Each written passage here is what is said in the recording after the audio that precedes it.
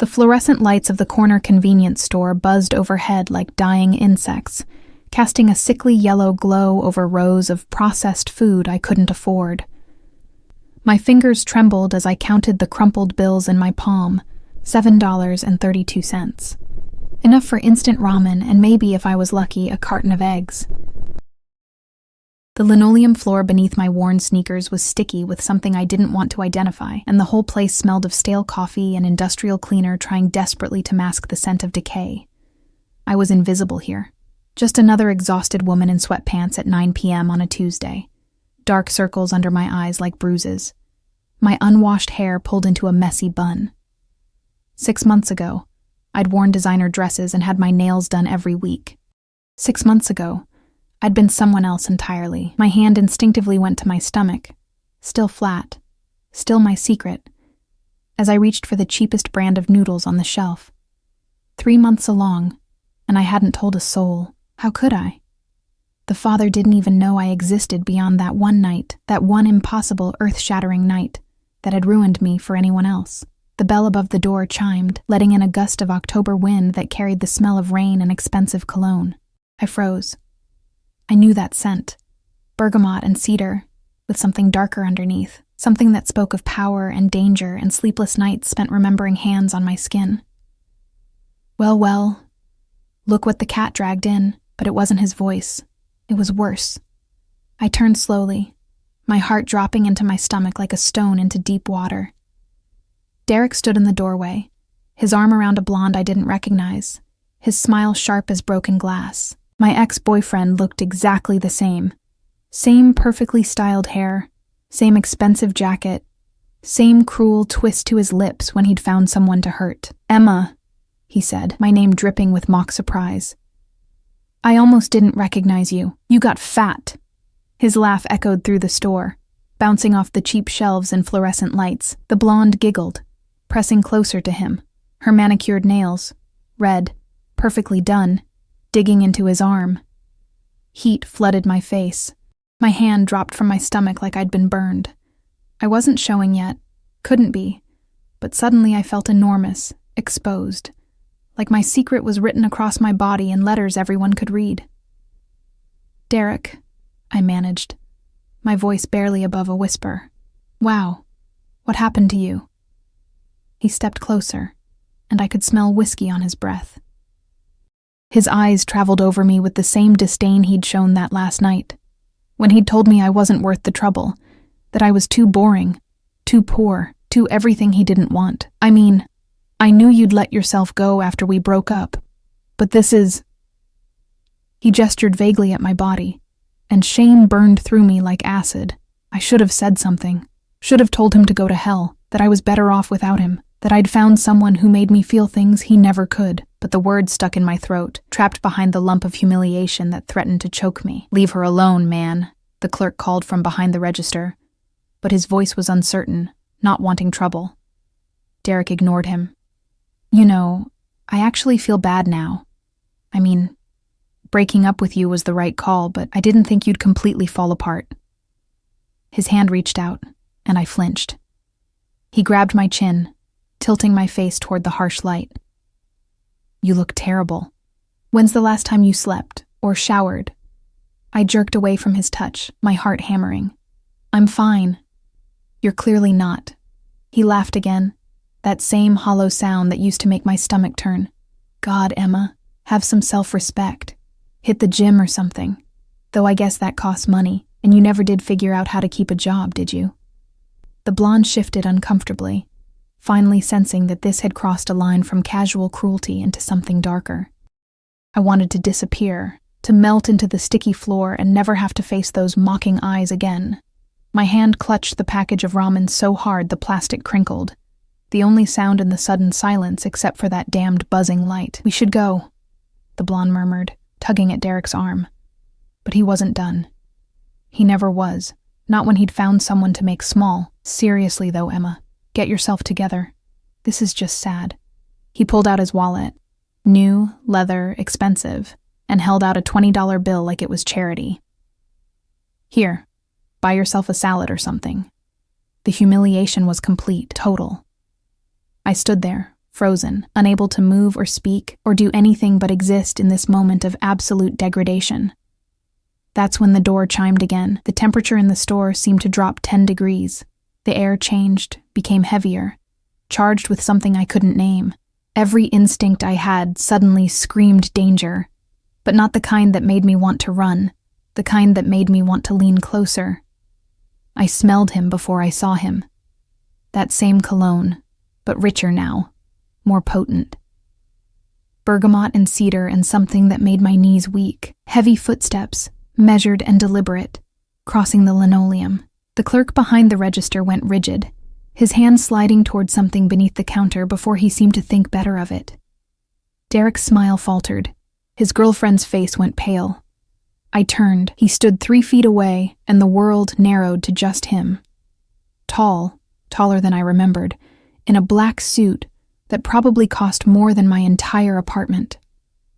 The fabric moved like liquid shadow across shoulders that could carry the weight of empires. His face was sharp angles and dangerous beauty, with eyes so dark they were almost black, fixed on Derek with the focused intensity of a predator that had just spotted prey. But it was the stillness that terrified.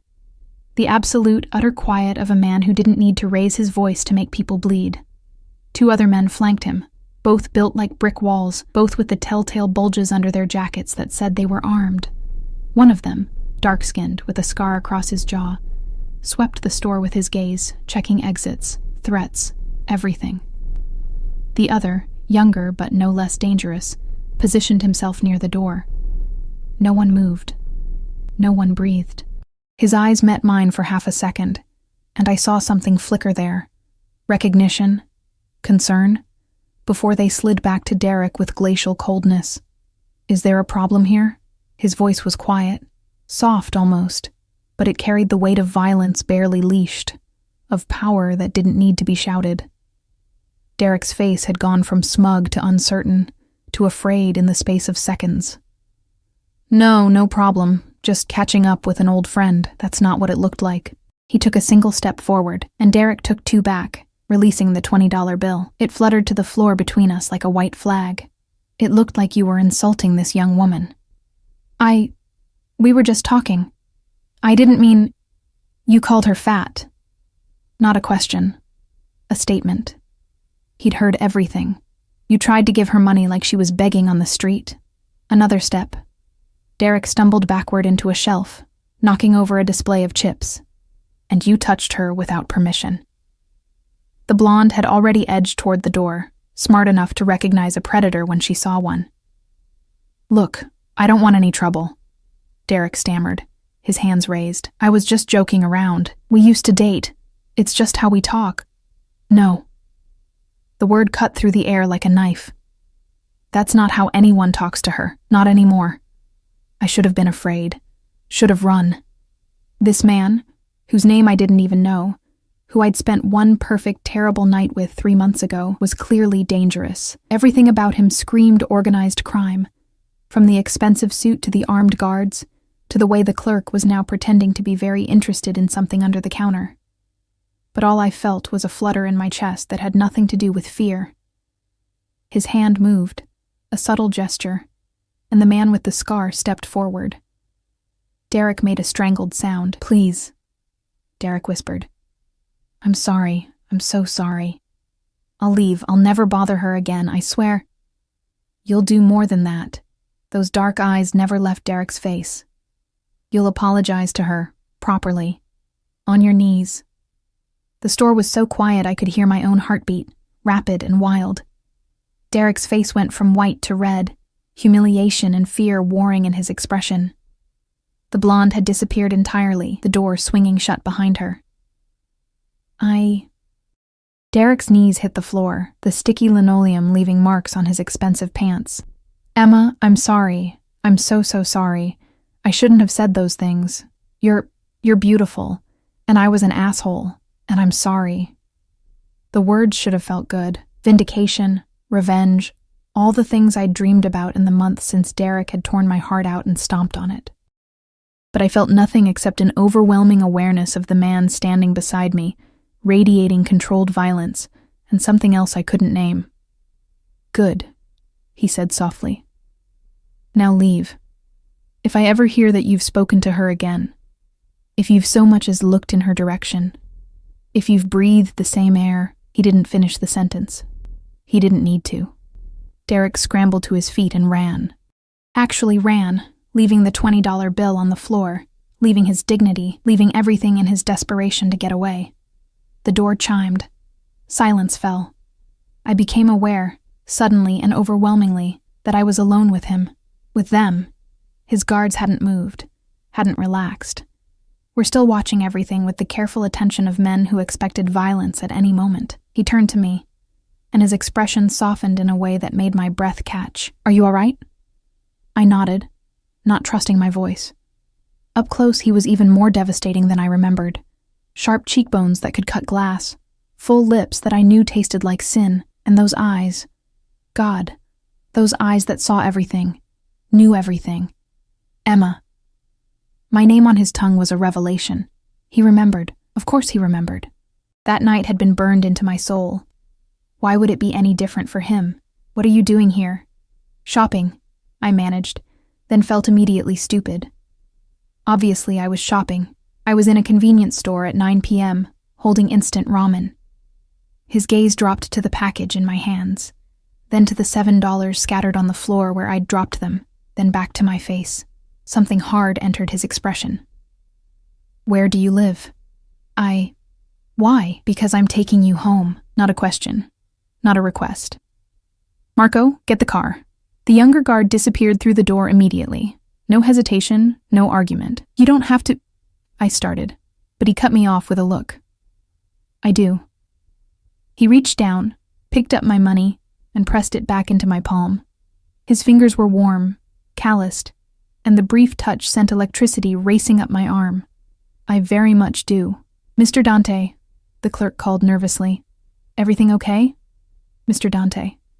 Finally, a name, though something told me it wasn't his first name, wasn't what I should call him in the darkness of my bedroom when I remembered that night. "Fine, Leo." He pulled out his wallet, black leather, thick with bills, and laid $500 bills on the counter. "For your trouble, and your discretion." "Of course, Mr. Dante, always." The scarred guard, the one he'd called to get the car, returned. "Ready, boss." "Boss, of course." Because a man like this didn't work for anyone. The world bent to him, or it broke. "Come." He held out his hand to me, and I stared at it like it was a snake. "Please." That last word, soft and almost vulnerable, broke through my paralysis. I put my hand in his, and his fingers closed around mine with a gentleness that seemed impossible from someone who radiated such danger. He led me toward the door, his guard falling into step behind us, a human shield between us and the world. Outside, a black SUV idled at the curb. Windows tinted so dark they were nearly opaque, gleaming even in the dim streetlight. Another vehicle, identical to the first, sat behind it. 2 cars, armed guards. A man who walked like he owned the city and everyone in it. What had I done 3 months ago? What had I let into my life with that one night of weakness and want? The guard opened the door, and I hesitated. Once I got in that car, everything would change. I knew it the way I knew my own heartbeat, the way I knew the flutter in my belly that was just beginning to make itself known. "Emma." His voice was low, meant only for me. "I won't hurt you. I swear it on my life, I would never hurt you." I believed him. God help me, I believed him. I got in the car. The interior smelled like leather and him, and the seats were so soft I sank into them like a cloud. He slid in beside me, and the door closed with an expensive thunk that said this vehicle was built to withstand bullets. The partition between us and the driver was up, giving us privacy. We pulled into traffic, smooth and silent. "Where am I taking you?" he asked again. And this time I told him. His jaw tightened when I gave him the address. A neighborhood known for its high crime rate and low rent. "How long have you lived there?" 4 months. Since Derek left. Since I'd lost my job at his father's company. The one I'd gotten because of him, and lost for the same reason. Since my whole life had collapsed around me like a house of cards. Alone? Yes. The single word hung between us, heavy with everything unsaid. He'd been inside me 3 months ago, had made me scream his name into the darkness of a hotel room so expensive I still couldn't believe it had been real. And I didn't even know his first name. "I'm Dante," he said, as if reading my thoughts. "Dante Moretti. Moretti." The name rang a bell, something I'd heard whispered in fear and respect, something that made people cross themselves and look over their shoulders. But I couldn't place it, couldn't remember where I'd heard it. "I'm Emma Carter, but you already knew that." "I did." His hand was still holding mine, his thumb tracing small circles on my palm that made it hard to think. "I've thought about you. Every day since that night." My heart stuttered. "You have?" "Yes." His eyes met mine in the darkness of the car, and they were blazing with something that made my whole body respond. "I looked for you. I had my people search the entire city, but you'd given me a fake number, and you never told me where you lived, and you disappeared like smoke. I thought it was just one night, that you wouldn't want. You thought wrong." His free hand came up to cup my face, and I leaned into the touch helplessly. "I've had 1,000 women throw themselves at me, Emma. Beautiful women, sophisticated women, women who knew the game and played it well. And not one of them made me feel a fraction of what you did in those few hours. I couldn't breathe, couldn't think. Dante, I want you." The words were rough, honest, devastating. "I want to take care of you. I want to know everything about you. He stopped himself, jaw clenching. "But first, I need to know, that man, did he hurt you?" "Derek? Not physically, but in other ways." It wasn't a question, but I nodded anyway. "He broke up with me 6 months ago, said I was boring, that I wasn't worth the effort. Got me fired from my job, turned our friends against me, made sure I couldn't find work anywhere in the industry." The words spilled out like poison I'd been holding in too long. I lost everything. His expression went dark, dangerous. "Name." "What?" "His full name, Emma, where he works, where he lives, everything." "Why?" But I knew why. Could see it in the cold fury that had replaced the warmth in his eyes. "Because men who hurt you cease to exist in my world." He said it so simply, like it was obvious. Like ruining or ending someone was as easy as breathing. Unless you tell me not to, I should have told him no. Should have been horrified. Should have demanded he let me out of the car. But all I felt was a dark satisfaction that someone finally cared that I'd been hurt. "Derek Morrison," I heard myself say. "He works at his father's investment firm downtown. Lives in the Riverside Towers, penthouse level." Dante's smile was sharp and cold as winter. "Good girl." The car slowed, and I realized with a start that we were already at my building, a concrete nightmare with broken security doors and graffiti on the walls. Shame burned through me. This was where I lived now. This was what I'd become. The guard opened the door, but Dante didn't release my hand. "I'm walking you up." "You really don't." "I do." He stepped out of the car, pulling me gently with him. "Marco, stay with the vehicles. Luca, with me." The scarred guard, Luca, fell into step behind us as we entered the building. The elevator was broken, had been for weeks, so we took the stairs. I was acutely aware of Dante behind me, of his eyes on my body as I climbed, of the way the stairwell smelled of urine and desperation. My apartment was on the 4th floor, a studio barely bigger than a closet. I fumbled with my keys, hands shaking, and finally got the door open. Dante's expression when he saw inside made me want to cry. 1 room. A mattress on the floor, no frame, a hot plate instead of a stove, clothes in garbage bags because I couldn't afford a dresser. The bathroom door hung crooked on its hinges, and I could see black mold creeping up the shower wall. No. The word was flat, final. Absolutely not. "It's not that bad, Emma." He turned to me, and his face was harder than I'd ever seen it. "You're not staying here. Get what you need. You're coming with me." "I can't just—" "You can." His hands gripped my shoulders, not hard but firm, unmovable. "I have 7 properties in this city. You can choose any of them. But you're not spending another night in this place. Dante, I don't even know you. You know enough. His eyes dropped to my stomach, and my blood turned to ice. And I think there's something you need to tell me. The world stopped spinning. My hand flew to my stomach instinctively, protectively. And that single gesture told him everything. His eyes tracked the movement, then locked onto my face with an intensity that made my knees weak. How long? His voice was controlled, too controlled, like he was holding back a storm. I don't... The denial died on my lips. There was no point in lying. He could see the truth written across my face, in the way my body had curved inward to shield the tiny life growing inside me. 3 months. The math was simple, devastating, perfect. Mine. Not a question. A statement of absolute fact. I nodded, tears burning my eyes. I didn't know how to find you. I tried, I swear I tried. But you were just gone. And I thought maybe it was better if you didn't know. Because what could a man like you want with... He kissed me. It wasn't gentle. It was claiming, possessive, a brand that seared itself into my soul. His hands tangled in my hair, pulling me against him, and I melted into his body like I'd been made to fit there. He tasted like mint and danger and something darker, something that made every nerve ending in my body catch fire. When he pulled back, we were both breathing hard. His forehead rested against mine. His eyes closed, and I could feel him trembling. My child, he whispered, and his voice cracked on the words. You're carrying my child, and you've been living here, alone, struggling. His eyes opened, and they were blazing with something between fury and anguish. Do you have any idea what that does to me? I'm sorry.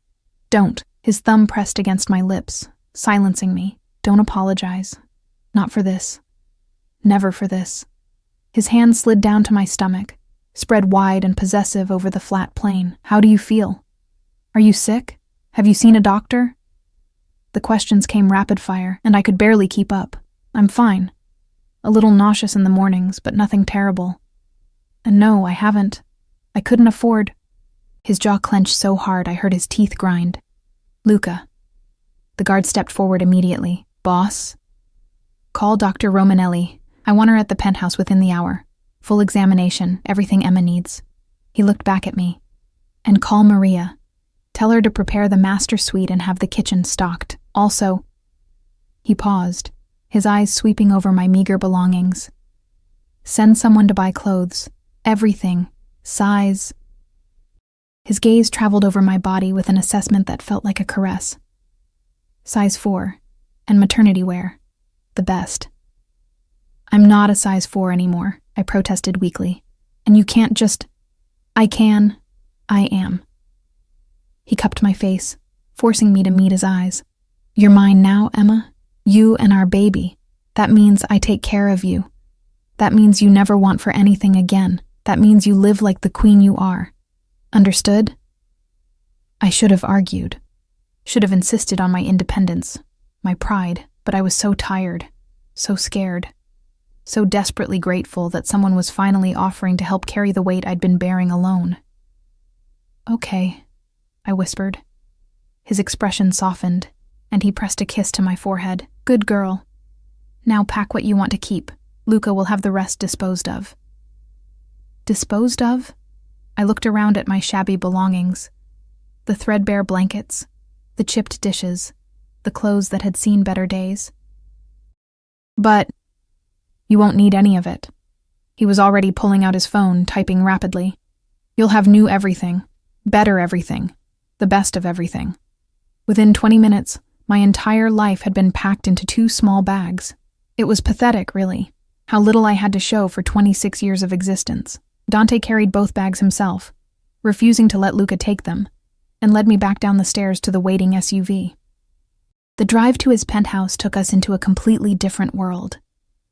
We left behind the broken streets and graffitied buildings, climbing into the hills where the city lights glittered like diamonds scattered across black velvet.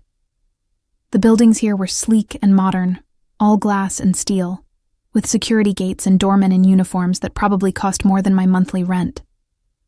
Dante's building was the most impressive of all, a towering structure that scraped the sky, with a private entrance that required both a key card and a fingerprint scan. The lobby was all marble and gold, with a chandelier that looked like it belonged in a palace. "Mr. Moretti," the doorman said immediately, standing straighter. "Welcome home." "Thank you, Marcus." Dante's hand was on the small of my back, guiding me toward a private elevator. "This is Miss Carter. She'll be living here now. Make sure she has full access to everything." "Of course, sir." The elevator required another fingerprint scan, Dante's, and then we were rising smoothly upward, 42 floors, according to the display, the penthouse level. "How many people live here?" I asked, trying to break the silence that had fallen between us. "In the building? About 60 families. In the penthouse?" He looked at me. "Just me. And now you." The elevator opened directly into his home, and I stepped into a space so beautiful it made my chest ache. Floor-to-ceiling windows offered a panoramic view of the city, the lights spread out below us like offerings. The furniture was modern and expensive, all clean lines and rich fabrics in blacks and grays and deep burgundy. Original artwork hung on the walls. I recognized a Rothko, a Basquiat, pieces that belonged in museums. "This is—" I couldn't finish the sentence. "Home." He set my bags down, then turned to me. "You're home, for as long as you want it." A woman appeared from a doorway I hadn't noticed. Older, maybe 60, with kind eyes and graying hair pulled back in a neat bun. "Mr. Dante, welcome back. And you must be Miss Emma." She smiled warmly. "I'm Maria. I manage the household." "It's nice to meet you," I managed, feeling completely out of my depth. "Maria, is the master suite ready?" Dante asked. "Of course. I've prepared everything as you requested. And Dr. Romanelli just called. She'll be here in 30 minutes. Perfect." He turned back to me. "Emma, why don't you let Maria show you to your room? You can shower, change, get comfortable. The doctor will examine you, make sure everything is all right with the baby, and then we'll have dinner." It was too much, too fast. My head was spinning. "Dante, I can't just—" "You can." He pulled me against him, his hand cradling the back of my head. "And you will. Please, Emma. Let me do this. Let me take care of you both." The both broke something inside me. He wasn't just accepting the baby, he was claiming it, wanting us. I nodded against his chest, breathing in his scent, letting myself believe for just a moment that this could be real, that I could have this, that I deserved this. "Come, dear," Maria said gently, and I followed her through the penthouse, past a gourmet kitchen that looked like something from a cooking show, past a living room that could have hosted a party for 50 people, down a hallway lined with more art and photographs. Though Dante appeared in none of them. The master suite was bigger than my entire old apartment. A king-sized bed dominated the space, dressed in sheets that looked like they cost a fortune. A sitting area by the windows, a walk-in closet that was currently empty but enormous, and a bathroom done in marble and gold that made me gasp. "The shower has 7 settings," Maria explained, pointing to the controls. "And the tub has jets if you prefer a bath. Towels are here, and I've set out some robes for you. Mr. Dante had me order toiletries. I hope the scents are all right, but if not, just let me know and I'll get whatever you prefer." I stared at the array of expensive products lined up on the counter, everything from designer face wash to body lotions I'd only ever seen in magazines. "This is too much," I whispered. "Mr. Dante doesn't believe in half measures," Maria said with a knowing smile. "When he cares about something, or someone, he goes all in. You'll get used to it." Would I? Could anyone get used to this level of luxury, this kind of care? Maria left me alone, and I stripped off my cheap clothes with shaking hands. The shower was a revelation, hot water that never ran out, water pressure that felt like a massage, steam that filled the enormous space and made everything feel like a dream. I washed my hair with shampoo that smelled like jasmine and cost more per ounce than I used to spend on groceries. When I finally stepped out, wrapped in a robe so soft it felt like wearing a cloud, I found that someone had been in the room. My old clothes were gone, replaced by an outfit laid out on the bed. Designer maternity wear, soft and comfortable and beautiful, underwear still in the package, even slippers. I dressed slowly, marveling at how everything fit perfectly. How had he known my size just by looking? A knock on the door. "Miss Emma? Dr. Romanelli is here." The doctor was a woman in her 50s with a no-nonsense air and warm hands. She set up her equipment in the sitting area of the suite and gave me the most thorough examination I'd ever had, asking questions about my health history, my symptoms, the father's medical background. "Everything looks good," she said finally, packing up her portable ultrasound machine. "You're measuring right on track for 12 weeks. Have you been taking prenatal vitamins?" I shook my head, shame burning through me again. "No judgment," she said kindly. "We'll start you on those today. And I want to see you weekly for the next month, just to make sure everything stays on track. Mr. Moretti has made it very clear that you and the baby are his top priority." "He has?" She smiled. "I've known Dante since he was a boy. I've never seen him like this. You must be very special." Before I could respond, the door opened and Dante strode in. He'd changed too. Still in black, but more casual now. Slacks and a button-down with the sleeves rolled up, revealing forearms corded with muscle and marked with scars I wanted to trace with my tongue. "Well?" he demanded, going straight to the doctor. "Is she all right? The baby?" "Both are perfectly healthy," Dr. Romanelli assured him. "Though Emma needs to gain some weight. She's underweight for this stage of pregnancy." His jaw clenched. "I'll make sure she eats. I'm standing right here," I protested. He looked at me, and his expression softened. "How do you feel?" "Overwhelmed, confused, like I'm dreaming and I'm going to wake up back in that apartment." "You're never going back there." He crossed to me, pulled me to my feet, into his arms. "I'm going to take care of you, Emma, you and our child. I'm going to give you everything you've ever wanted, and things you haven't even thought to want yet. And in return, all I ask is that you let me." "Why?" The question burst out of me. "Why do you care so much? We spent one night together, and then I disappeared. You don't owe me anything. I owe you everything." His hand found my stomach again, spread possessively. "You're carrying my heir, my child. That makes you the most important person in my world. But even if you weren't..." He hesitated, and I saw something vulnerable flicker across his face. "That night meant something to me too, Emma. You meant something to me."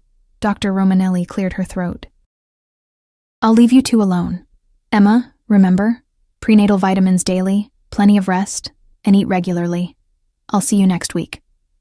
She left, and we were alone. Dante led me to the sitting area by the windows, settling me on the couch before disappearing briefly and returning with a glass of water and a small bottle of vitamins. "Take one," he instructed. I obeyed, and he watched me swallow it like it was the most important thing in the world. "I've had the kitchen prepare dinner," he said. "Are you hungry?" As if on cue, my stomach growled. I hadn't eaten since this morning, a piece of toast I'd forced down despite the nausea. "Starving." His smile was small but genuine. "Good." Dinner was served in a dining room that could have seated 20, but Dante had the staff set us up at one end of the long table, close enough to talk intimately. The food was incredible. Pasta with fresh tomatoes and basil, grilled chicken, vegetables I didn't even recognize but tasted like heaven. And bread, warm and crusty, with butter that melted on my tongue. I ate like I was starving, because I was. Dante watched me with satisfaction, occasionally adding more to my plate, making sure my water glass stayed full. "Tell me about yourself," he said when I finally slowed down. "Everything. I want to know everything." So I told him. About growing up in foster care, bouncing from home to home, never quite belonging anywhere. About working my way through community college, getting my business degree, landing the job at Morrison Investments. About Derek, who'd seemed like a fairy tale until he'd shown his true colors. About the loneliness and the fear and the desperate hope that had led me to that hotel bar 3 months ago, looking for one night to forget. "And I found you instead," I finished softly. "You did." His hand covered mine on the table. "Tell me about that night. From your perspective." Heat flooded my face. "You were there. You know what happened." I know what I experienced. I want to know what you felt. I took a shaky breath. I saw you at the bar. You were intimidating. Beautiful. Dangerous. Everything I should have stayed away from. But when you looked at me, I felt like I was the only person in the world. Like I mattered. You did. You do. We talked for hours, about everything and nothing. You made me laugh. You listened when I talked. I closed my eyes. And when you kissed remembering. I'd never felt anything like that. Like my whole body was on fire. Like I was finally alive. I felt it too, he said roughly. Like lightning. Like coming home. And then the hotel room. God, Dante, the things you did to me. The things we did to each other. His eyes were dark, hungry. I've never lost control like that. Never wanted someone so badly I couldn't think straight. And when I woke up and you were gone, I panicked, I admitted. I thought it was just sex for you, a one-night stand. I didn't want to be pathetic, clinging to something that didn't exist. It existed. It exists. He stood, pulled me to my feet, backed me against the wall. Do you feel this? His body pressed against mine, hard and wanting. This is real, Emma. This need. This hunger. I haven't touched another woman since that night. Haven't wanted to. Because none of them are you. His mouth crashed onto mine and I was lost. His hands were everywhere, learning my new curves, the subtle changes pregnancy had made to my body. When he cupped my breast, fuller now, tender, I moaned into his mouth. Too much. He murmured against my lips. Not enough. I pulled at his shirt, desperate to feel skin. Please, Dante, I need a discreet cough from the doorway. We sprang apart to find Maria standing there, her eyes carefully averted. Forgive the interruption, Mr. Dante, but you have a call. Mr. Salvatore says it's urgent. Dante's expression went cold, hard. The lover disappeared, replaced by the dangerous man I'd seen in the convenience store. Tell him I'll call back. He said it concerns the Rossi situation. A muscle ticked in his jaw. Fine. 5 minutes. He looked at me, and his face softened. I'm sorry, Kara. I have to take this, but don't go anywhere. We're not done. He kissed me once more, hard and possessive, then disappeared through a door I hadn't noticed. I stood there, my body still thrumming with need, my mind spinning. What was I doing? This man was clearly involved in something dangerous, something illegal. The guards, the security, the way people reacted to his name. It all pointed to one conclusion. Dante Moretti was in the Mafia, and I was carrying his child. The reality hit me like a freight train, and I sank into the nearest chair, my hand going to my stomach. What kind of life was I bringing this baby into? What kind of danger? But even as the thoughts formed, I knew the truth. I was already in too deep, already too attached, already too in love with the man who'd claimed me, body and soul, who'd vowed to protect me and our child no matter what. For better or worse, my fate was tied to Dante Moretti's now. And God help me, I didn't want to escape. I woke to sunlight streaming through floor-to-ceiling windows and the warm weight of an arm draped across my waist. For a moment, I didn't remember where I was. Then it all came rushing back. The convenience store, Derek's cruelty, Dante's intervention, the revelation about the baby, the fact that I'd fallen asleep in Dante Moretti's bed. I turned carefully, not wanting to wake him, and found myself face to face with the most dangerous man I'd ever met. In sleep, he looked younger, almost peaceful. The hard edges that made people flinch softened, revealing the man beneath the reputation. Dark lashes fanned across sharp cheekbones, and his lips, those lips that had kissed me senseless last night, were slightly parted. He'd come back from his phone call to find me curled up on the couch, exhaustion finally catching up with me. I remembered him carrying me to bed, his voice a low rumble against my ear as he promised I was safe. Remembered protesting weakly that I should sleep in a guest room, and his flat refusal. You're mine, he'd said simply. You sleep where I sleep. Now, in the morning light, I could study him properly. The scars I'd noticed on his forearms extended up his biceps, some thin and surgical, others jagged and violent. A lifetime of danger written on his skin. My fingers itched to trace each one, to learn the story behind every mark. Staring is rude, Kara, he murmured, his eyes still closed. I jumped, heat flooding my face. I wasn't. You were. His eyes opened, dark and amused. I don't mind. Look all you want. He stretched, the movement causing the sheet to slip lower, revealing a chest carved from marble and marked with more scars. A tattoo sprawled across his ribs, Italian words I couldn't read, surrounded by elaborate designs that looked like they'd taken hours to complete. What does it say? I asked, reaching out to touch before I could stop myself. His hand caught mine, pressed my palm flat against his skin. His heartbeat thundered beneath my touch. La familia è tutto. Family is everything. Is that true? For you? His expression grew distant. It's supposed to be. In my world, family is law. Blood is sacred. You protect your own above all else. He focused on me again. But I learned young that blood doesn't always mean loyalty. Sometimes the family you choose matters more than the one you're born into. What happened? My father happened. His voice was flat, emotionless. He built an empire on blood and fear, controlled everything and everyone around him. My mother, my sister, me. We were all just pieces on his chessboard. When I was 16, I watched him beat my mother unconscious for talking to another man at a charity event. She'd been asking for directions to the bathroom. My breath caught. Dante. She left him that night, took my sister, and ran.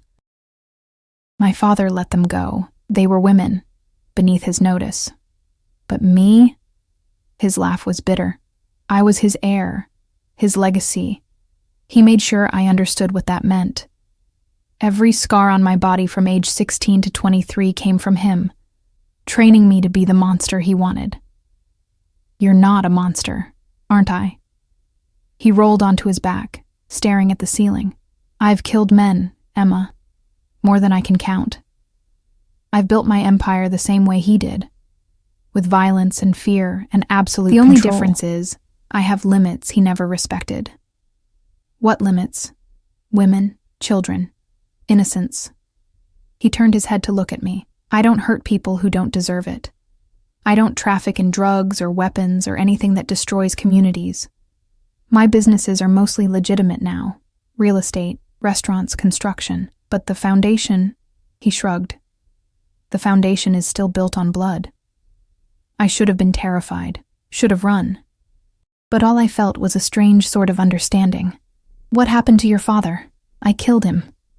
Said so simply, like he was discussing the weather. 5 years ago, he'd started eyeing my sister again, making comments about bringing her back into the family. She was married by then, had a daughter, happy, safe. And he wanted to ruin that because she'd defied him by leaving. Dante's jaw clenched. So I went to his house, looked him in the eye, and put a bullet in his brain. And no one stopped you? They helped. A grim smile. Turns out I wasn't the only one who'd been waiting for the old bastard to die. His own men handed me the gun. We lay in silence for a moment, and I processed this new information. Dante Moretti was a killer, a mob boss, a man who'd murdered his own father and taken over a criminal empire. He was also the father of my child, the man who'd looked at my shabby apartment with horror and vowed to take care of me, who'd made Derek apologize on his knees for insulting me. I should be afraid of you, I said quietly. You should be. He rolled back toward me, his hand finding my stomach. But I hope you're not. I'm not. And it was true. I should be, but I'm not. Why? Because you're gentle with me. Because you care about the baby. Because when you look at me, I don't feel invisible anymore. I covered his hand with mine. And because I think beneath all the violence and the power, there's a good man trying to get out. His laugh was sharp, disbelieving. There's nothing good in me, Emma. Then why do you have limits? Why do you care about innocence? Why did you let your mother and sister go? Because they deserved better than him, better than this life. And don't I deserve better too? Doesn't our baby? He froze. Yes. Which is why I should let you go. Send you somewhere safe, far from this world, where you and the baby can have normal lives. Terror shot through me. Is that what you want? No. The word was torn from him. God help me, no. I want to keep you here, locked away where nothing can touch you. I want to watch you grow round with my child. I want to be there for every appointment, every milestone. I want to hold our baby when it's born, and know that I created something good in this fucked up world. His eyes met mine, blazing with intensity, but wanting something and deserving it are two different things. I kissed him, poured everything I couldn't say into the press of my lips against his. That I wanted this too, that I chose him despite the danger. That maybe together we could be something better than we were apart. He groaned into my mouth, rolled me onto my back, settled his weight between my thighs. Emma, he breathed against my lips, we should stop. Why? Because if we don't, I'm going to make love to you until neither of us can walk. And you need to eat breakfast, Dr. Romanelli said. Fuck what Dr. Romanelli said. I pulled at his hair, bringing his mouth back to mine. I need you more than I need food. Careful, Kara. His hips rocked against mine, and I could feel how much he wanted this too. I'm trying to be a gentleman. I don't want a gentleman. I want you. That broke his control. His mouth was on my neck, my collarbone, marking me with kisses that would leave bruises. His hands pushed up the silk nightgown Maria had left for me. When had I even changed into it? And found the changes pregnancy had made to my body. So beautiful, he murmured against my breast, so fucking perfect. He took his time, learning every new curve and hollow, every sensitive spot that made me gasp. When he finally slid inside me, it felt like coming home, like two broken pieces fitting together to make something whole. We moved together in the morning light, slow and deep and perfect. He whispered to me in Italian, words I didn't understand but felt in my bones. When I came apart beneath him, he swallowed my cries with his kiss, then followed me over the edge with my name on his lips. Afterward, we lay tangled together, sweaty and sated. His hand traced lazy patterns on my stomach. I meant what I said last night, he murmured. You're mine now, both of you. Possessive much? Completely. He pressed a kiss to my shoulder. I don't share, Emma. Not you, not the baby, not anything that's mine. And I protect what's mine with everything I have. Even from yourself? He paused. What do you mean? You said you're dangerous, that I deserve better. So will you protect me from yourself if you think you're hurting me? I would never. Not physically. But emotionally? Dante, this world you live in, these things you do, they're going to affect me too, affect our child. Can you protect us from that? He was quiet for a long moment. I can try. I can keep the worst of it away from you. Keep you safe in this place, in the legitimate parts of my life. But completely separate from it? He shook his head. No, because being mine means accepting all of me. The good and the bad, the violence and the protection, the danger and the safety. Can you do that? Could I? Could I accept loving a man who killed without remorse? Who built his empire on fear? Who would teach our child that family was everything, even when that family operated outside the law? I don't know, I admitted, but I want to try. That's all I ask. He kissed me softly. Now come. You need to eat before I get distracted again. Breakfast was served on the terrace, a space I hadn't noticed last night, with a view that stretched across the entire city. The morning air was crisp and clean, so different from the stale atmosphere of my old apartment. Maria had prepared enough food to feed an army. Eggs, bacon, fresh fruit, pastries, juice, coffee, decaf for me, Dante specified. I ate while he watched, occasionally adding more to my plate, his satisfaction evident every time I took another bite. I have to go out today, he said as I finished my second croissant. Business I can't postpone, but Luca will stay with you, and Maria is here if you need anything. I don't need a babysitter. You need protection. His tone left no room for argument. There are people in this city who would love to hurt me by hurting what's mine. And now that includes you and our baby. The casual way he said it, like threats on my life were just a normal Tuesday, should have terrified me. Maybe it did, a little. What kind of business? I asked. His expression shuddered. The kind that's better you don't know about. Dante, Emma, he took my hand. I'm trying to keep you separate from this part of my life. Let me. Before I could argue, his phone rang. He glanced at the screen and swore in Italian. I have to take this. Finish eating. He stepped away, his voice dropping to a low murmur I couldn't hear. I watched him pace the terrace, one hand in his hair, tension radiating from every line of his body. When he returned, his face was carved from stone. What's wrong? Derek Morrison filed a police report last night. Says he was assaulted and threatened by unknown men. His smile was cold. He's also claiming you were kidnapped. My stomach dropped. What? Don't worry. I have people handling it. But it means, he hesitated. It means you need to make a statement. Tell them you weren't kidnapped, that you came willingly. Of course I'll tell them that. It's the truth. Is it? His eyes searched mine. Because from the outside, it looks like I intimidated your ex-boyfriend, then took you to my home and convinced you to stay. They could argue coercion. That's ridiculous. You saved me from him. You offered me a place to stay. I chose to come here. Then that's what you tell them. He pulled out his phone. I'm calling my lawyer. He'll prep you. Make sure you know what to say. I don't need to be prepped. I just need to tell the truth. The truth has a way of getting twisted in the legal system, Kara. Especially when it involves someone like me. He was already dialing. Just trust me on this. An hour later, I was sitting in Dante's home office, a masculine space of dark wood and leather, across from a man who introduced himself as Vincent Castellano, Dante's personal attorney. He was maybe 50, with silver hair and sharp eyes that missed nothing. Miss Carter, he began, setting a recorder on the desk between us. I need you to tell me in your own words exactly what happened last night. Don't leave anything out. So I told him. About the convenience store, Derek's insults, Dante's intervention, about choosing to come here, about the baby, about everything. Vincent listened without interrupting, occasionally making notes. When I finished, he sat back and studied me. You understand that Mr. Morrison is painting this as a kidnapping? That he's claiming Mr. Moretti threatened him with violence? Dante did threaten him, but Derek deserved it. You should have heard the things he said to me. What Mr. Morrison deserved and what's legal are two different things. Vincent leaned forward.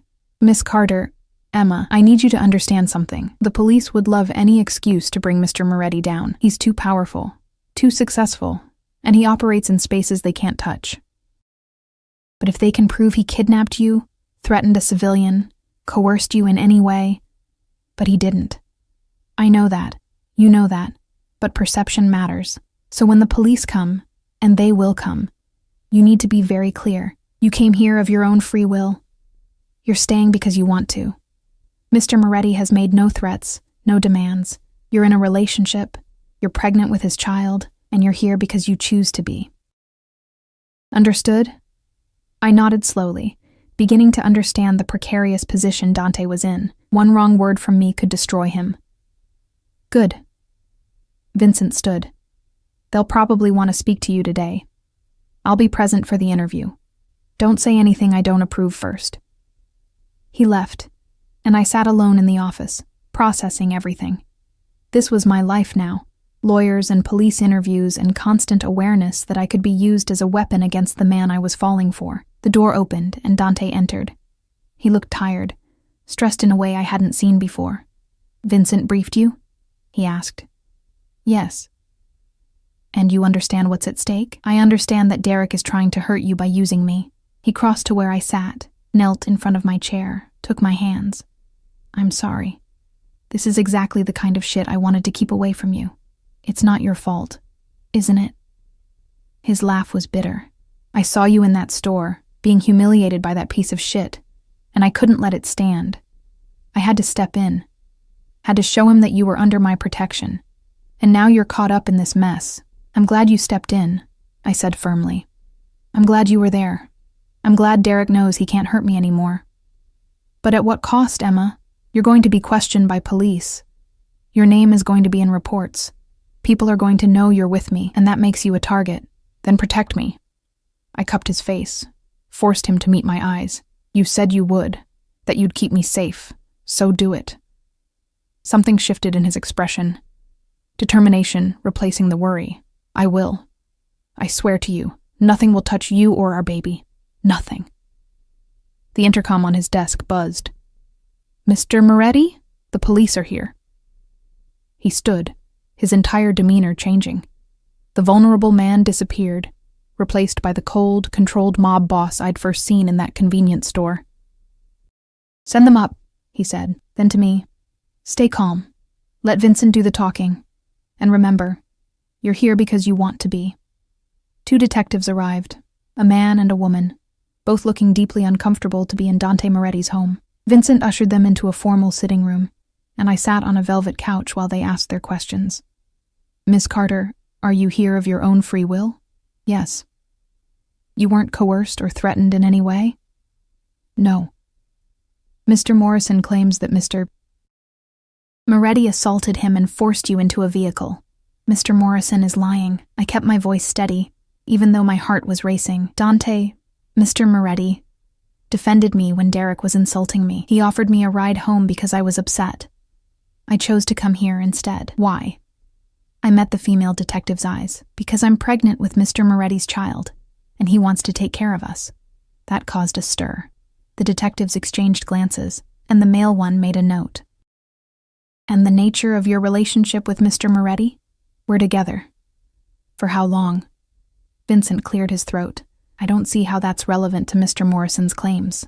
We're trying to establish whether Miss Carter might be under duress, the female detective said. If this is a new relationship, if she's financially dependent on Mr. Moretti. I'm not under duress, I interrupted. I'm in love with him, I'm carrying his child, and I'm here because I want to be. Derek Morrison is my ex-boyfriend who treated me terribly, and he's making these claims because he's angry that someone stood up for me. That's all this is. The interview continued for another 30 minutes, but the detectives seemed to realize they weren't going to get what they wanted. I was coherent, consistent, and clearly not being held against my will. Finally, they left, warning that they might have more questions later. Dante appeared the moment they were gone, pulling me into his arms. You did perfectly. Is it over? For now. He pressed a kiss to my hair. Morrison won't let this go easily. Men like him don't handle rejection well, especially when they're humiliated. But we'll deal with it. How? His smile was dangerous. Leave that to me. 3 weeks passed in a blur of doctor's appointments, shopping trips with Maria, and nights spent in Dante's arms. I'd settled into a routine I never could have imagined, waking up in silk sheets, eating meals prepared by a private chef, being driven everywhere in bulletproof vehicles with Luca as my constant shadow. But it wasn't the luxury that made me stay. It was the man who came home every evening, no matter how late, and placed his hand on my growing belly like it was the most precious thing in the world, who read parenting books when he thought I was asleep, who'd converted one of his guest rooms into a nursery and spent hours debating paint colors with me. Dante Moretti, mob boss and killer, was going to be a father, and he was terrified. What if I'm like him? He asked one night, lying in bed with his head on my stomach, listening for movement that was still too early to feel. What if I hurt our child the way he hurt me? You won't, I said with absolute certainty, my fingers threading through his hair. You're already nothing like him. You love this baby, Dante. I can see it every time you look at me. Loving isn't enough. My father probably loved me too, in his twisted way, but He broke off, his jaw clenching. He still hurt you. I know. I tilted his face up to mine, but you're aware of it. You're afraid of repeating his mistakes.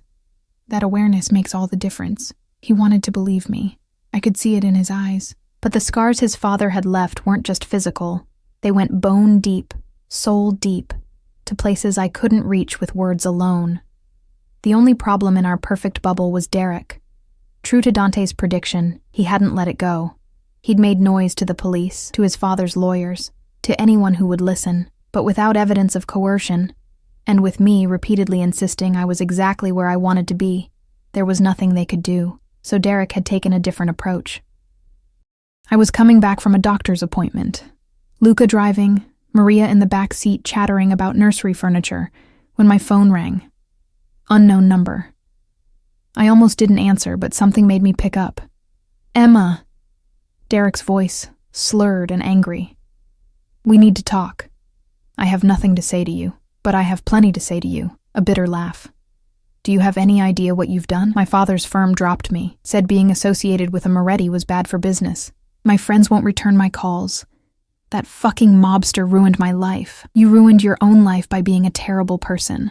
I treated you exactly how you deserve to be treated." His voice rose.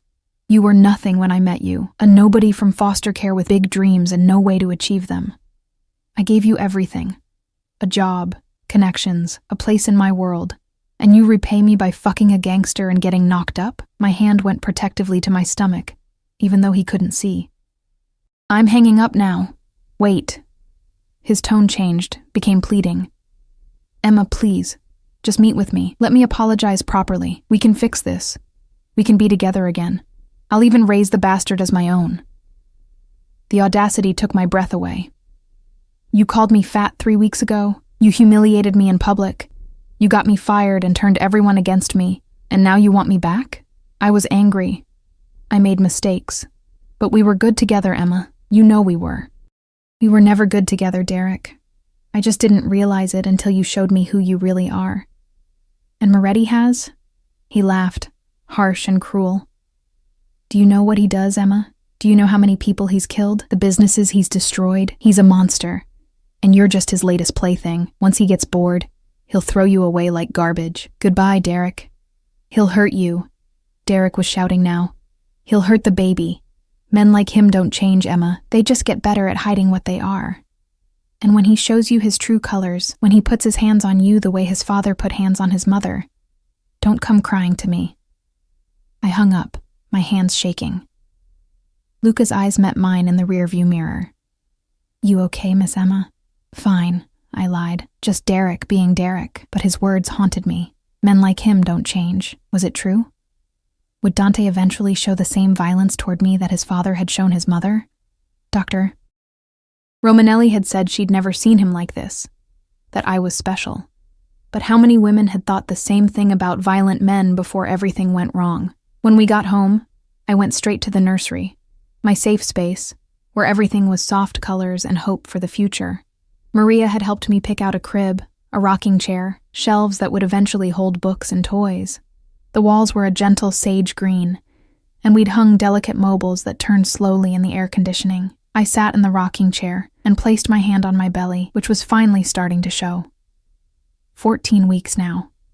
In 6 months, I'd be holding my baby, Dante's baby. "What am I doing?" I whispered to the empty room. "What kind of life am I giving you? The best one I can provide." I jumped, turning to find Dante in the doorway. He looked tired. There were shadows under his eyes that hadn't been there this morning, but his gaze softened when he saw me, the way it always did. "How long have you been standing there?" "Long enough." He crossed to me, knelt beside the rocking chair. "What happened?" Derek called. His expression went ice cold. "And said what?"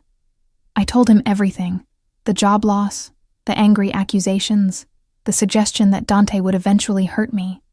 He listened in silence, his hand coming to rest on my knee, his thumb tracing absent patterns. When I finished, he was quiet for a long moment.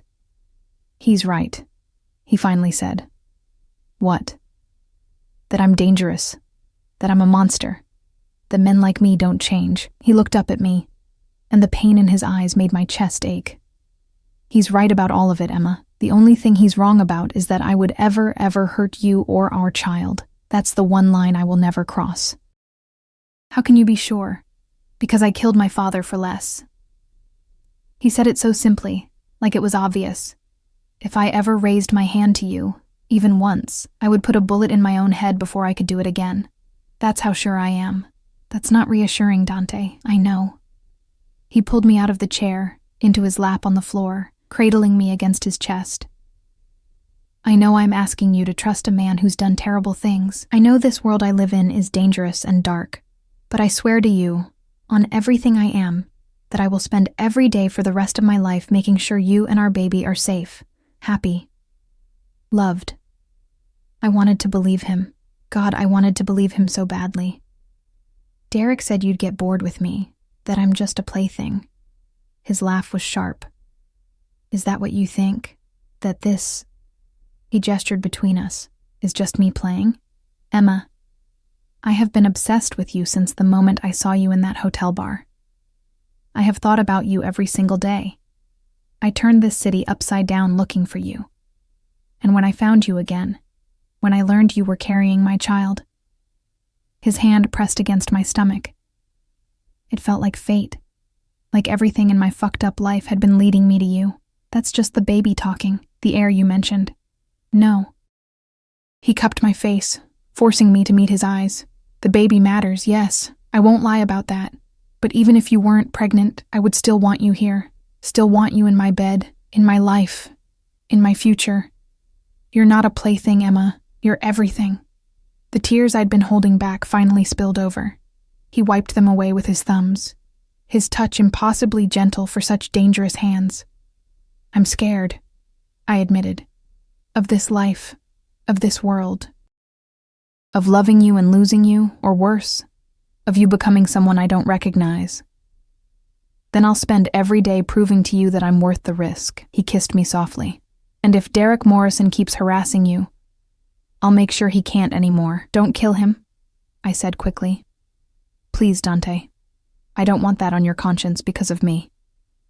His jaw clenched. I won't kill him, but I will make him understand that you're off limits, permanently. How? Leave that to me. 2 days later, Derek Morrison's father's investment firm went bankrupt. The news was everywhere. Massive fraud charges, SEC investigations, assets frozen. Derek's face was plastered across every financial news site, looking shell-shocked and terrified. I found Dante in his office, working at his computer like nothing had happened. Did you do this? He looked up, his expression unreadable. Do what? Don't play games with me. Morrison Investments just imploded. That's not a coincidence. He leaned back in his chair, studying me. Would it bother you if I had? I didn't know how to answer that. Did you? His father's firm was built on fraud, insider trading, embezzlement, laundering money for some very bad people. I just made sure the right people found the evidence. He stood, crossed to where I stood in the doorway. Derek Morrison is going to prison, Emma. So is his father. They won't bother you again. You destroyed an entire company. I destroyed a corrupt company that was hurting innocent investors. His hand cupped my cheek. And yes, I did it partly to protect you, to make sure Derek understood that you're mine, and anyone who threatens what's mine pays the price. Does that make you hate me? I should have said yes. Should have been horrified by the casual way he'd ruined lives, sent people to prison, all to protect me from my ex-boyfriend's phone calls. But all I felt was a dark satisfaction that someone finally had made Derek pay for his cruelty. No, I whispered. It doesn't make me hate you. His smile was slow and dangerous. Good, because I'm not done yet. What else are you planning? Nothing that concerns you. He kissed me, deep and possessive. Just trust that I'll always protect you, Kara, no matter what it costs. That night, I woke to find his side of the bed empty. I found him in the nursery, sitting in the rocking chair in the dark, his head in his hands. Dante? I approached carefully. What's wrong? I destroyed people's lives today. His voice was raw. Employees who had nothing to do with the fraud. Investors who trusted the wrong firm. Hundreds of people affected because I wanted revenge on one man. I knelt in front of him, taking his hands. You said they were committing fraud, that they were hurting people. They were. But that doesn't make what I did right. He looked at me, and his eyes were haunted. This is what I am, Emma. This is the monster you're choosing. I solve problems with power and violence and manipulation, and I don't lose sleep over it. Or I didn't, until now. Until me. Until you. He pulled me into his lap. You make me want to be better, to be worthy of you, of our child. But I don't know if I can. This is all I know how to be. Then we'll figure it out together, I said firmly. You be the powerful, dangerous man who protects us, and I'll be the conscience that keeps you from going too far. We'll balance each other out. What if it's not enough? Then we'll deal with that too. I pressed my hand to his chest, feeling his heartbeat. But I'm not giving up on you, Dante Moretti. Or on us. He held me tighter, his face buried in my hair. I don't deserve you. Probably not. but you're stuck with me anyway." His laugh was watery, almost broken. "Best thing that ever happened to me." We stayed like that for a long time, holding each other in the nursery while the city lights twinkled outside. Two broken people trying to build something whole. A monster learning to be gentle. A woman learning to be strong. And between us, growing bigger every day, the tiny life that would change everything. The next morning, Dante was gone before I woke up. Maria brought me breakfast in bed, a new routine I'd stopped protesting, along with a note in Dante's sharp handwriting. "Had to handle some business. Luca is downstairs if you need anything. I'll be home for dinner. We need to talk about something important." D. The ominous tone made my stomach clench. What could be so important that he needed to warn me about it? I spent the day anxious, trying to distract myself with baby clothes shopping online, and reorganizing the nursery for the third time. Luca followed me around the penthouse like a silent shadow, never intrusive but always present. "Has Dante seemed off to you lately?" I asked him while rearranging books on the nursery shelf. Luca was quiet for a moment. "Boss has a lot on his mind." "Like what?" "Not my place to say, Miss Emma." But he hesitated. "He's been making changes, moving assets around, setting things up. He's planning for the future." "Our future?" "Yours and the baby's." Luca's scarred face softened. "I've worked for Mr. Dante for 8 years. Never seen him like this. He's building something, making sure you both are protected no matter what happens." "What could happen?" "In our world, anything." He met my eyes. "But he won't let it touch you. He'd burn the city down first." That should have been romantic. Instead, it was terrifying. Dante came home at 6, exactly as promised. He looked exhausted but determined, carrying a leather folder that he set on the dining room table. "What's that?" I asked. "Our future." He pulled out a chair for me, waited until I sat, then took the seat beside me. "I've been thinking about what you said, about being better, about our child deserving more than a father who solves everything with violence." "Okay, so I'm making changes." He opened the folder, revealing legal documents. "I'm legitimizing the business, all of it. The restaurants, the construction companies, the real estate holdings, everything above board, everything legal." I stared at the papers. "You're going legitimate?" "As much as I can. There are aspects I can't walk away from completely. Obligations, relationships, debts that need to be paid. But the day-to-day operations, I'm handing them over to people I trust. I'll still oversee things, but from a distance. More businessman, less..." He gestured vaguely. "Less mob boss?" His smile was wry. "Exactly. And this..." He pulled out another document. "This is a trust fund for the baby. $20 million, managed by an independent trustee, untouchable by me or anyone else. Whatever happens, our child will be taken care of." My head was spinning. 20 million. Dante, that's nothing compared to what they deserve. He took my hand. "And this is for you. Another document. The penthouse. Transferred to your name, along with accounts in your name, stocks, bonds. You'll never be dependent on me again, Emma. You'll have your own money, your own property, your own power. I don't understand. Why are you doing this? Because I love you." He said it simply, like it was obvious. "Because I want you to choose to stay with me, not because you have to. Not because you're trapped or scared or have nowhere else to go, but because you want to be here." Tears blurred my vision. "You love me?" "I've loved you since that first night." He cupped my face. "I just didn't have the words for it until now. You walked into my life and changed everything, Emma. Made me want to be better, to build something real. And then you gave me the greatest gift." His hand moved to my stomach, and I knew I had to do whatever it took to deserve you both. "I love you too," I breathed. I was so scared to say it, to admit it even to myself. But I do, Dante. I love you so much it terrifies me. He kissed me then, soft and sweet and full of promise. "Marry me." I pulled back, shocked. "What?" "Marry me." He slid off his chair, onto one knee, pulling a small box from his pocket. Inside was the most beautiful ring I'd ever seen. A cushion-cut diamond surrounded by smaller stones, set in platinum. "Be my wife." Let me give you my name, my protection, my everything. Let me be the husband and father I never thought I could be. Dante, I know it's fast. I know we're still figuring this out. But I'm sure, Emma, more sure than I've ever been about anything. His eyes were blazing with certainty. Say yes. Please say yes. I thought about the past 3 weeks. The gentleness he showed me every day, the way he read to my stomach at night, the nursery he'd designed with such care, the empire he was reshaping just to be worthy of us. I thought about Derek's warnings, about the danger and the violence and the darkness that came with loving a man like Dante Moretti, and then I thought about the alternative, a life without him. Raising our child alone, never feeling his arms around me again, never seeing his face light up when the baby kicked. There was no choice.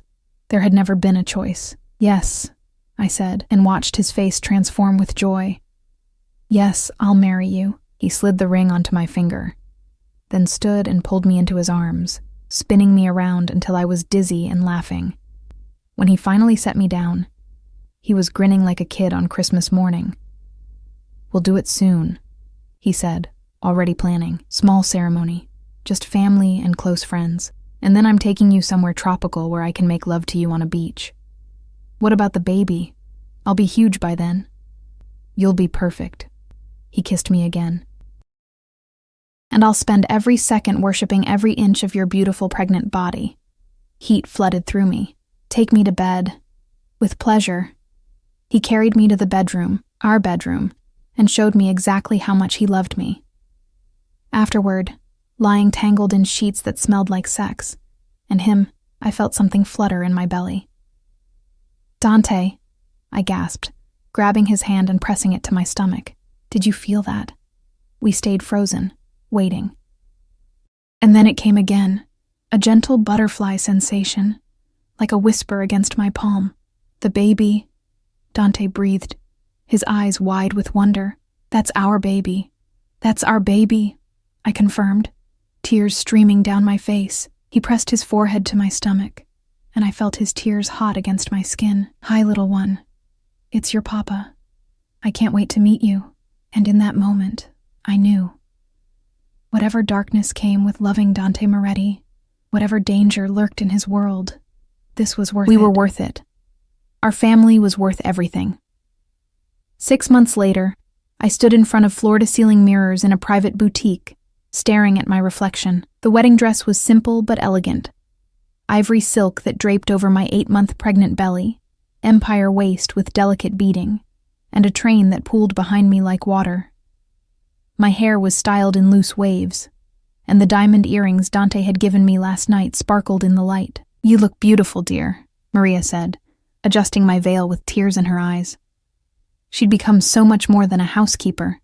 She was the mother figure I'd never had, the one who held my hair when morning sickness struck, who taught me Italian phrases to surprise Dante with, who'd stayed up late helping me plan this wedding. I look like a whale in silk, I muttered, turning sideways to examine my profile. The baby had dropped last week, sitting low and heavy, making every movement an effort. You look radiant. Dante's sister, Isabella, appeared in the mirror behind me. She'd flown in from Miami 2 days ago with her husband and daughter, and I'd liked her immediately. She had Dante's dark eyes but softer features, and the same fierce protectiveness when it came to family. My brother is going to lose his mind when he sees you, if he even makes it to the ceremony, I said nervously. He's been so tense lately, pre-wedding jitters, Isabella assured me. And the fact that you're about to give birth to his first child any day now. The man's a nervous wreck. That was an understatement.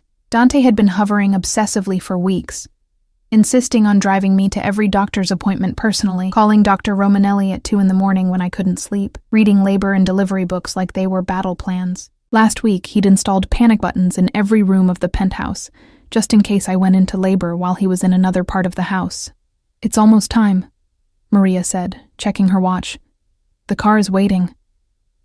We were getting married at Dante's private estate an hour outside the city, a sprawling property with vineyards and gardens and enough security to protect a head of state. He'd wanted me somewhere safe, somewhere away from the city where enemies might lurk.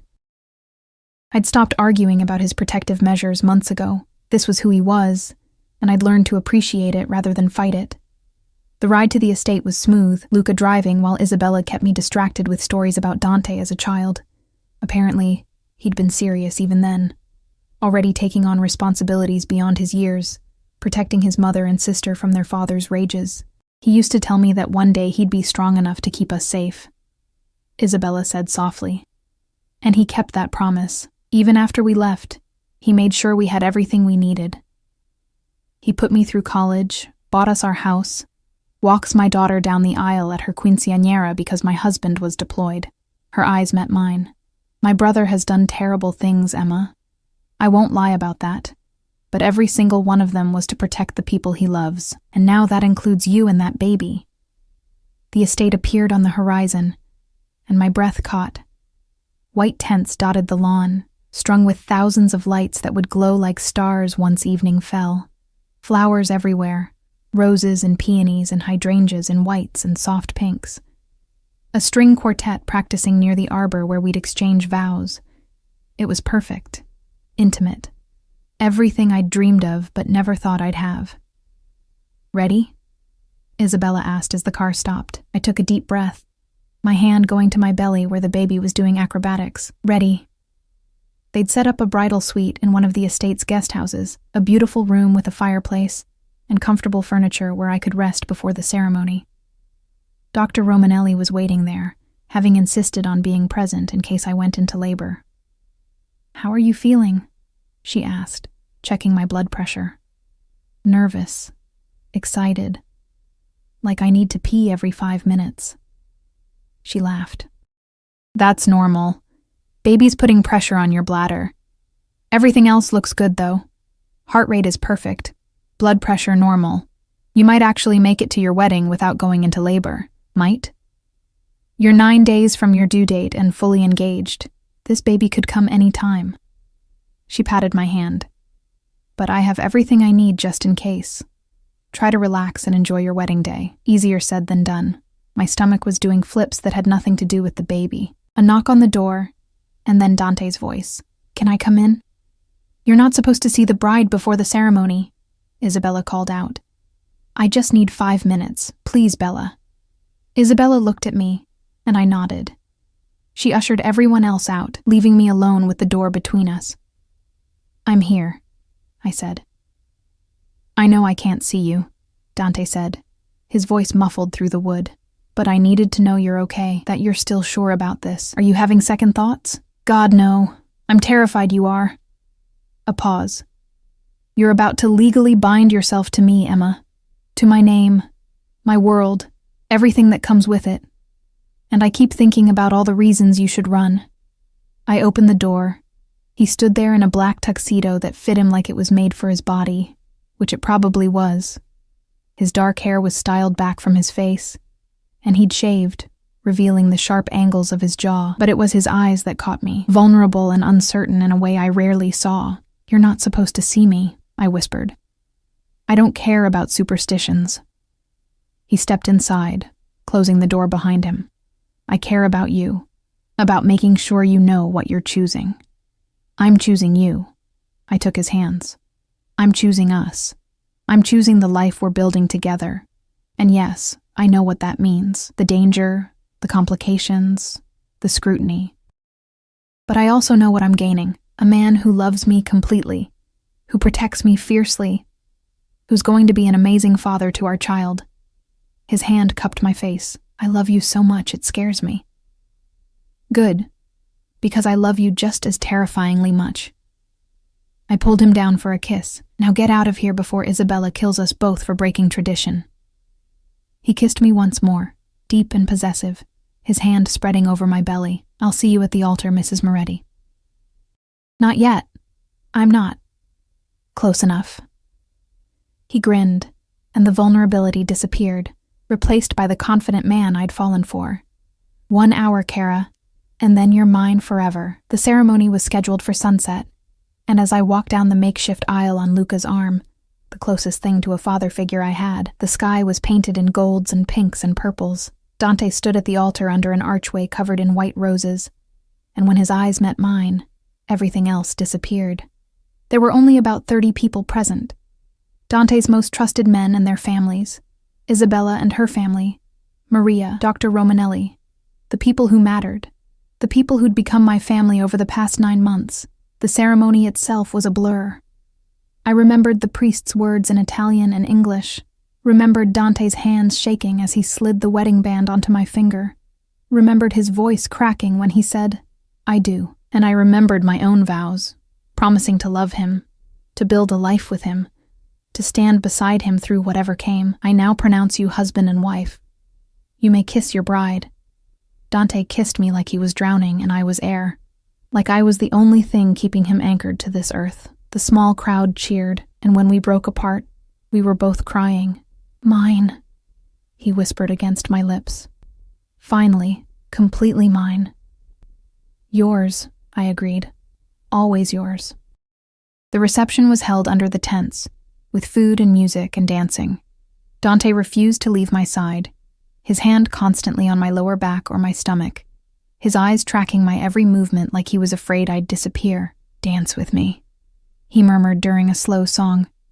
"I can barely walk, let alone dance. Then let me hold you while we sway." He pulled me close as my belly would allow, and we moved slowly to the music. His hand pressed against my back, supporting my weight, and I rested my head on his shoulder. "Thank you," I whispered. "For what?" "For finding me. For choosing me. For giving me this." I gestured at the beautiful party, the people celebrating with us, the life we'd built.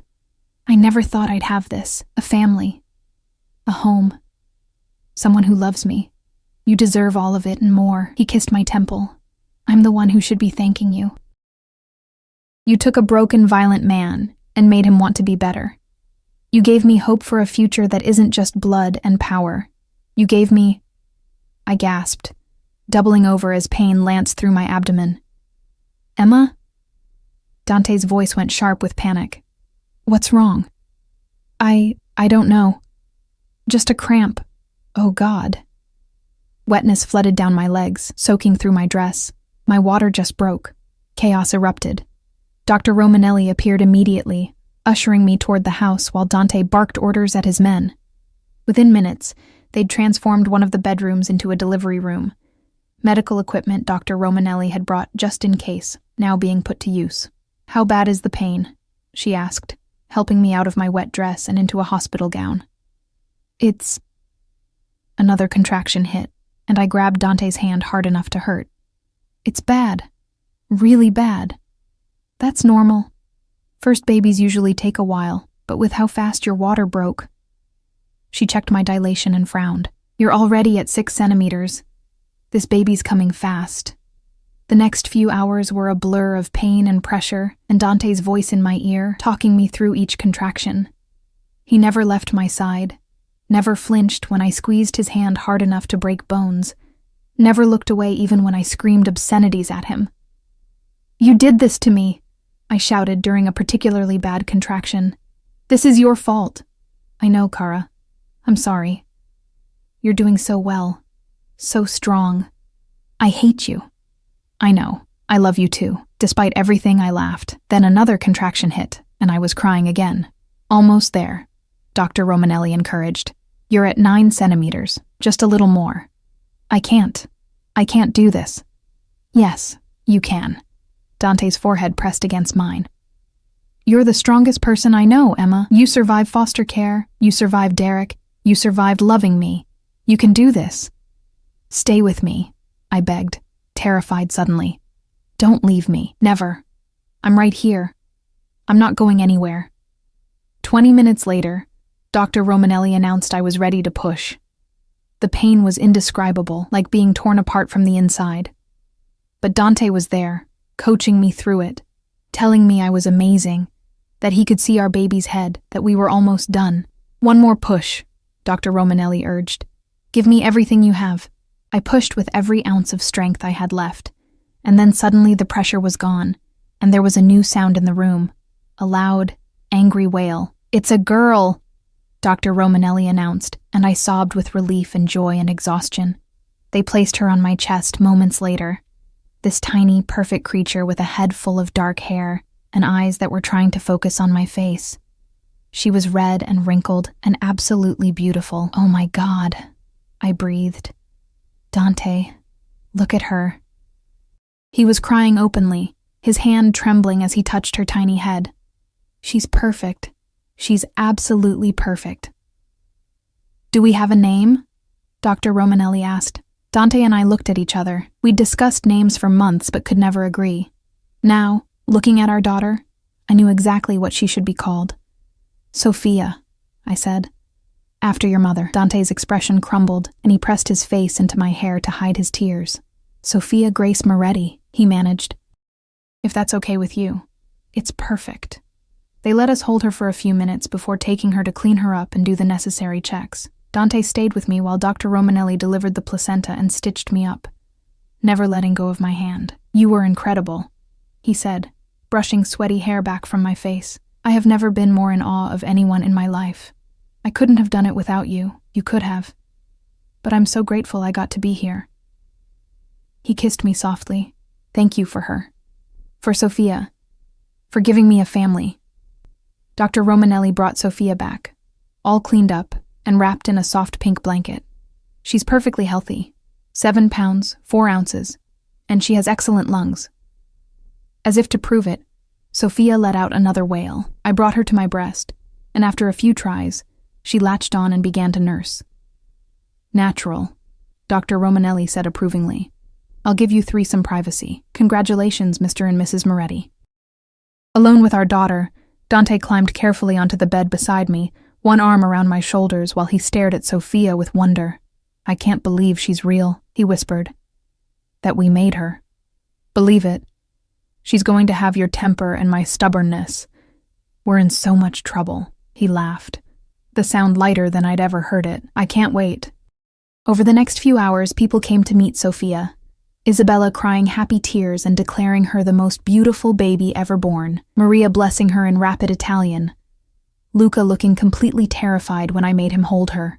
Each of Dante's men who came to pay respects looked at Sophia with a reverence that told me she'd never lack for protection. Finally, it was just the 3 of us again. Sophia had fallen asleep in Dante's arms, and he looked at her like she was the most precious thing in the universe. I'm going to give her everything, he said quietly. The best schools, the best opportunities. She'll never want for anything, never know what it's like to be hungry or scared or alone. I know you will. And I'm going to teach her to be strong, to never let anyone make her feel small, to know her worth. His finger traced her tiny hand. But I'm also going to teach her to be kind, to use her power for good, to be better than me. You're already better than you think you are. He looked at me, his eyes shining. That's because of you. You made me better, Emma. You and Sophia. You're my redemption. And you're our protection, our home. I leaned against him, exhausted but happy. We're a family now. A family, he repeated, like he was tasting the word. I like the sound of that. Sophia stirred in his arms, making the little squeaking noises that meant she'd be waking soon. Dante stood carefully, walking her over to the window where the sun was beginning to rise over the vineyard. Look, Piccolina, he murmured. That's your world out there, and your papa is going to make sure it's safe for you. That you can grow up without fear, without violence, without any of the darkness I knew. He pressed a kiss to her forehead. You're going to change everything, little one. You already have. I watched them silhouetted against the sunrise. My husband and my daughter, the 2 most important people in my world, and felt a peace I'd never known. Yes, loving Dante Moretti came with danger. Yes, there would be challenges ahead. But we would face them together, as a family. The girl from foster care who'd never belonged anywhere had finally found her home. Not in a place, but in the arms of a man who'd move heaven and earth to protect her, and in the tiny life they'd created together. Derek had been right about one thing. I had gotten fat. Beautifully, gloriously fat, with the child of the most powerful man in the city. The man who was now my husband. The man who'd saved me, claimed me, loved me with an intensity that still took my breath away, and I wouldn't change a single thing. Come back to bed. I called softly to Dante. All three of us should rest. He returned with Sophia, settling us both against his chest. The baby's breathing was soft and steady between us, and I felt Dante's heartbeat strong and sure beneath my cheek. I love you, he whispered into my hair. Both of you. More than anything in this world. We love you too, I whispered back. Always. Outside, the sun continued to rise, painting the sky in golds and roses. A new day. A new beginning. A new life built on love instead of fear. On hope instead of violence. On the promise that broken people could create something beautiful together. Sophia Grace Moretti would grow up knowing she was wanted, cherished, protected. She would never know the loneliness I'd felt, the fear Dante had experienced. She would be raised in love by parents who'd found each other against all odds and chosen to build something better. And maybe, just maybe, that was enough. Not redemption exactly, but something close to it. A chance to break the cycle, to create light from darkness. To prove that even in the dangerous world of organized crime, love could flourish, and families could thrive. Derek Morrison had mocked me in that convenience store, called me fat, tried to humiliate me. He'd meant to destroy what little confidence I had left.